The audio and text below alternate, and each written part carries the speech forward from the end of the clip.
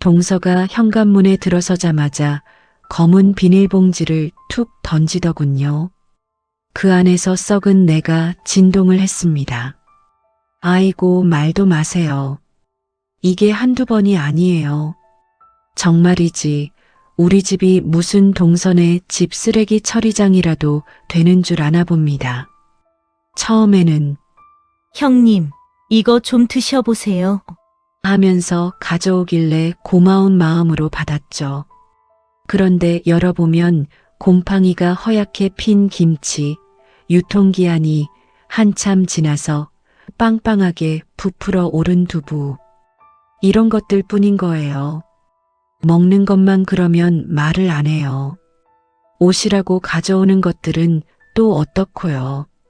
목이 다 늘어나서 걸레로도 못 쓸 러닝셔츠에 보풀이 덕지덕지 일어난 니트까지. 세상에, 요즘은 의류수거함에도 그런 건 안 넣어요. 제가 기가 차서 동서, 이건 다 버려야 할 것 같은데? 하고 물으면 동서는 태연한 얼굴로 아유, 형님, 그거 삶아서 행주로 쓰면 딱이에요. 아까운 걸 왜 버려요? 이러는 겁니다. 아니, 자기 집에서는 쓰기 싫은 걸 왜 굳이 우리 집까지 바리바리 싸들고 와서 버리라고 하는 건지. 제가 무슨 거지입니까? 아니면 고물상 주인입니까? 동서가 다녀가는 날이면 온 집안에 키키한 냄새가 배어서 환기를 시켜도 빠지질 않아요. 남편한테 말해봤자 재수 씨가 알뜰해서 그런 거지. 나쁜 뜻이 있겠어?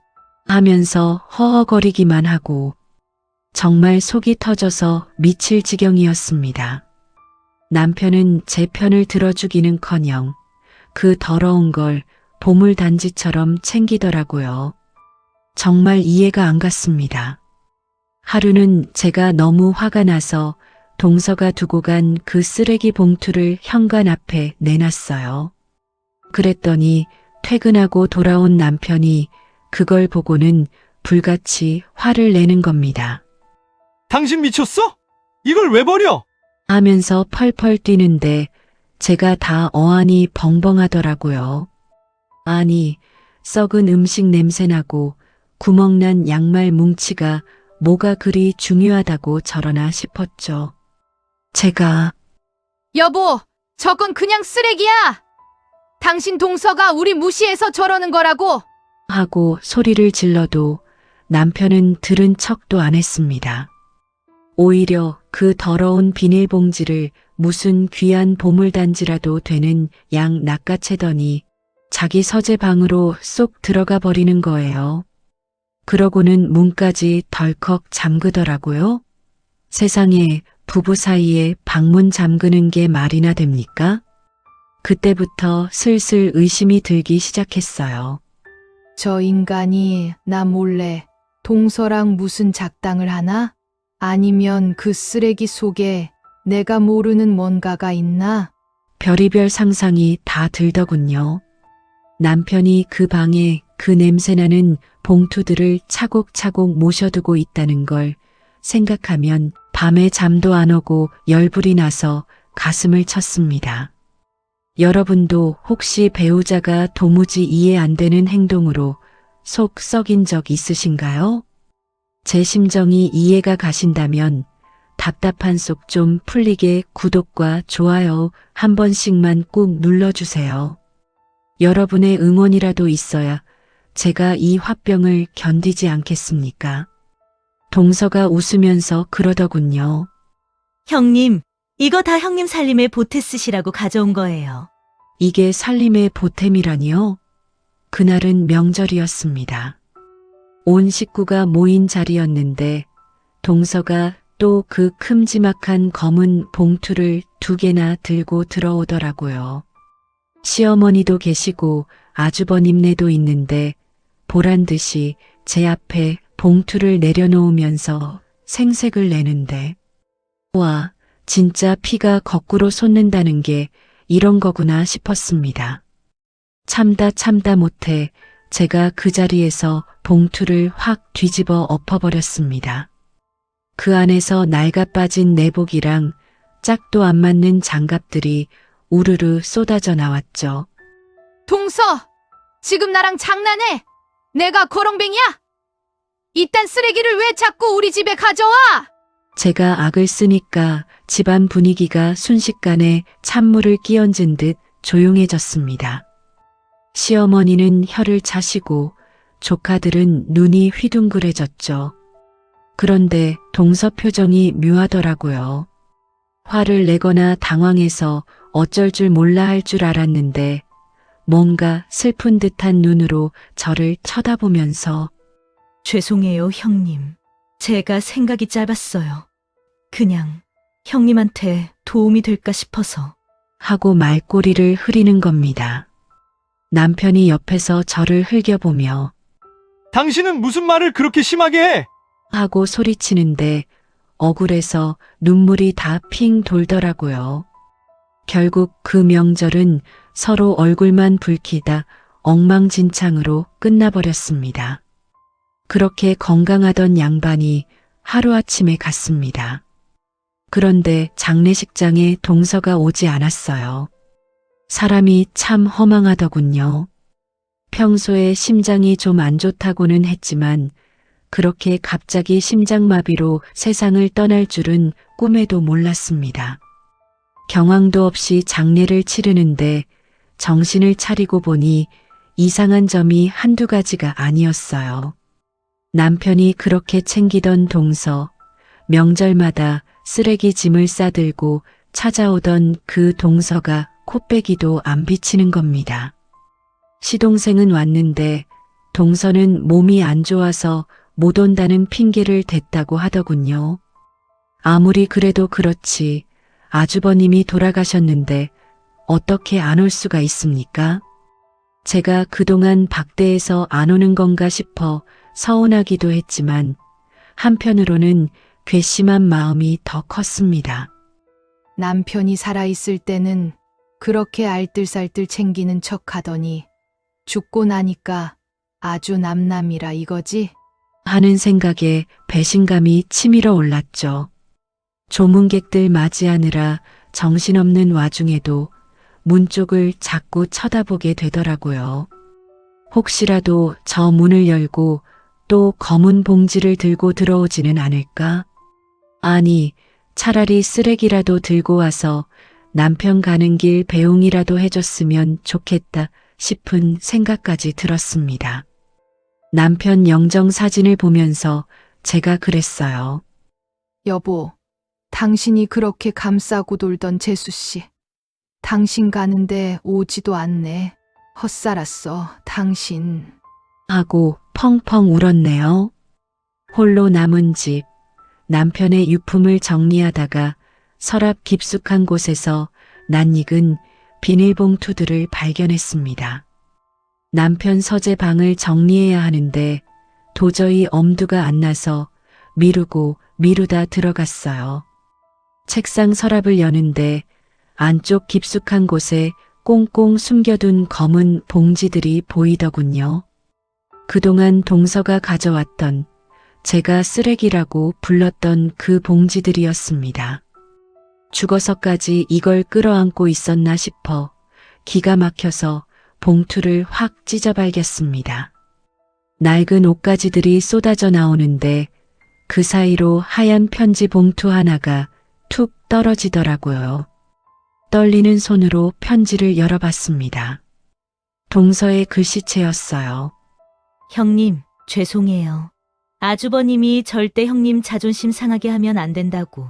돈으로 주면 형님이 화내실 거라고 해서 이렇게 헌 옷 속에 숨겨서 보내요. 형님네 사업 망하고 힘들어서 반찬값도 아끼시는 거 다 알아요. 이거 얼마 안 되지만 저희 부부 성이니까 보태 쓰세요. 세상에, 낡은 옷가지들 주머니마다 양말 목마다 꼬깃꼬깃 접은 5만 원권들이 가득 들어 있었던 겁니다. 남편은 제 자존심 지켜주려고 그 더러운 척하는 옷들을 받아서 몰래 돈만 모아두었던 거였어요. 저는 그것도 모르고 동서를 거지 취급하고 남편을 원망만 했으니 그 자리에 주저앉아 낡은 옷을 부여잡고 얼마나 오열했는지 모릅니다.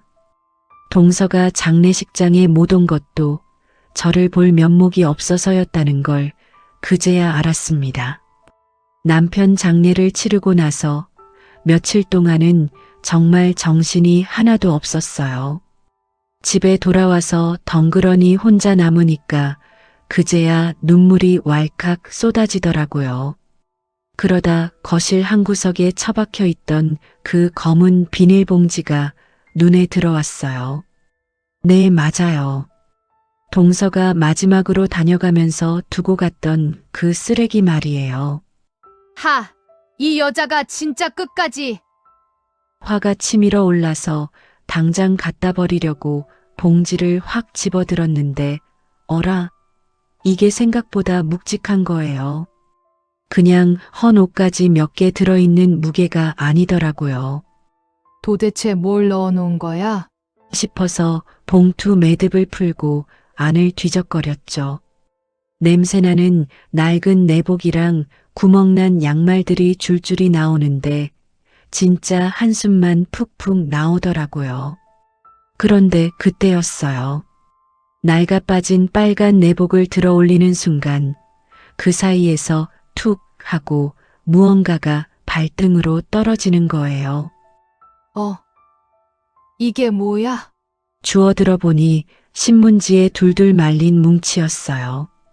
떨리는 손으로 신문지를 펴보는데 세상에 5만 원권 현금 뭉치가 벽돌처럼 쏟아져 나오는 겁니다. 제 눈을 의심했어요.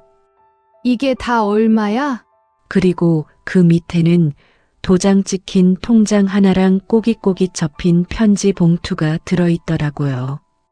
봉투 겉면에는 삐뚤빼뚤한 글씨로 형님 보셔요라고 적혀 있었고요.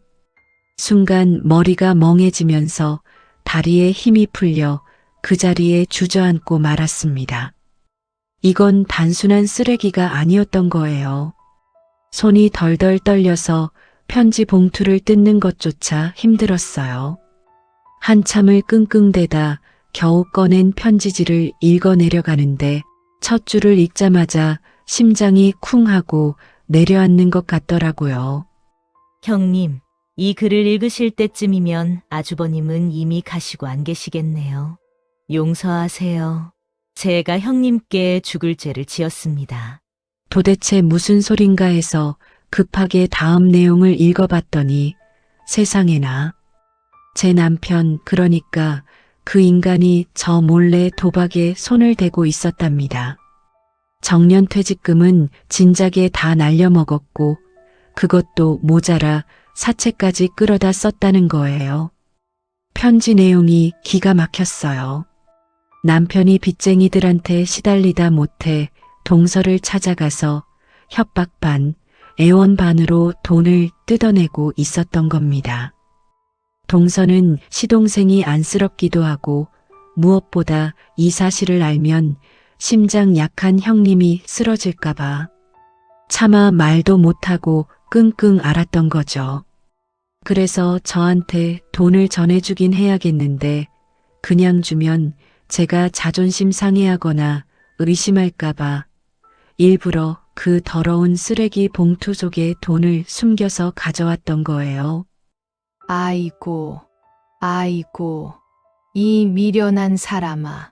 저도 모르게 통곡이 터져 나왔어요.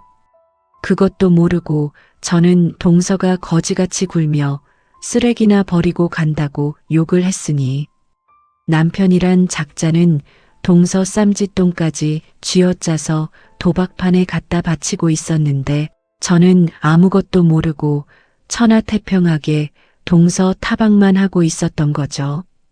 편지를 읽고 나니까 그동안 동서가 했던 이상한 행동들이 파노라마처럼 스쳐 지나가더라고요.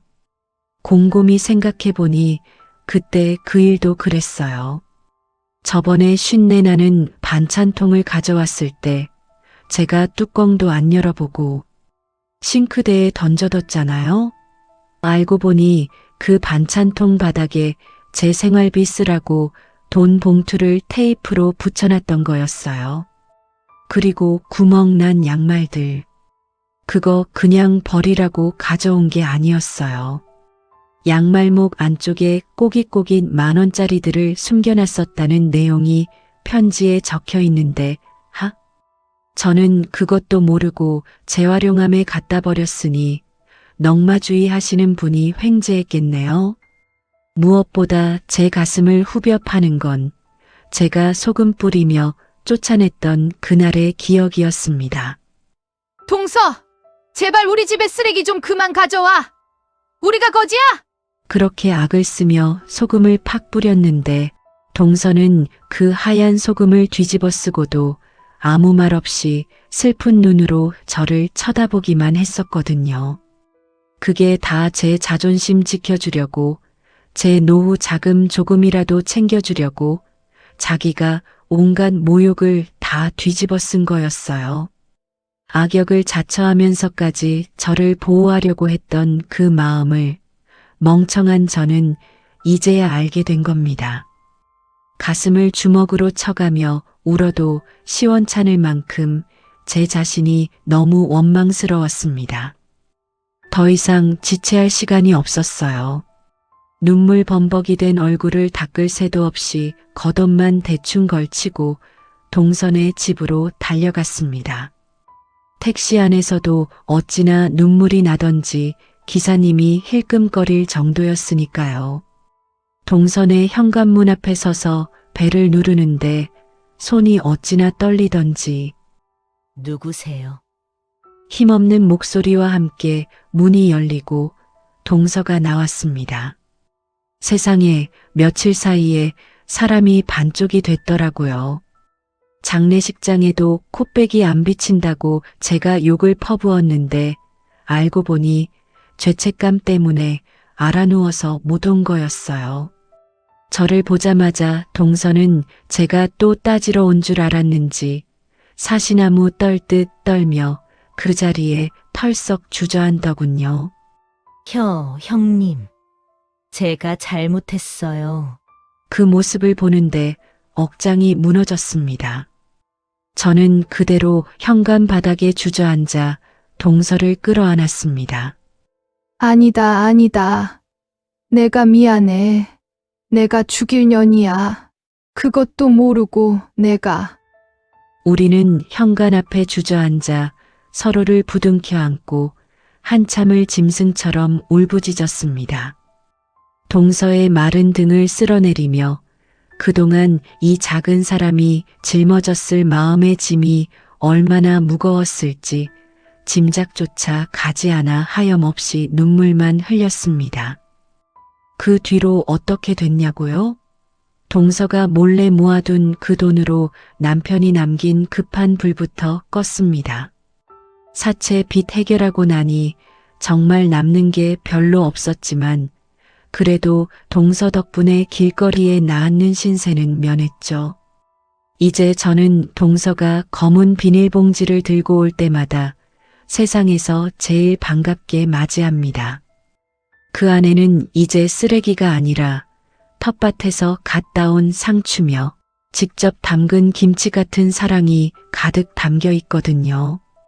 우리는 이제 동서, 형님하는 딱딱한 관계가 아니라 진짜 피를 나눈 친자매보다 더 끈끈한 사이가 되었습니다. 주말마다 만나서 맛있는 것도 해먹고 가끔은 남편 흉도 같이 보면서 깔깔대고요. 여러분, 눈에 보이는 게 다가 아니더라고요. 투박하고 거칠어 보이는 껍데기 속에 진짜 보석 같은 진심이 숨겨져 있을 수도 있다는 걸 저는 너무 늦게 깨달았습니다. 혹시 여러분 주변에도 오해하고 있는 가족이 있다면 오늘 먼저 따뜻한 말 한마디 건네보시는 건 어떨까요? 제 이야기가 가슴에 와닿으셨다면 저와 동서의 앞날을 응원하는 마음으로 구독과 좋아요 한 번씩 꼭 눌러주세요.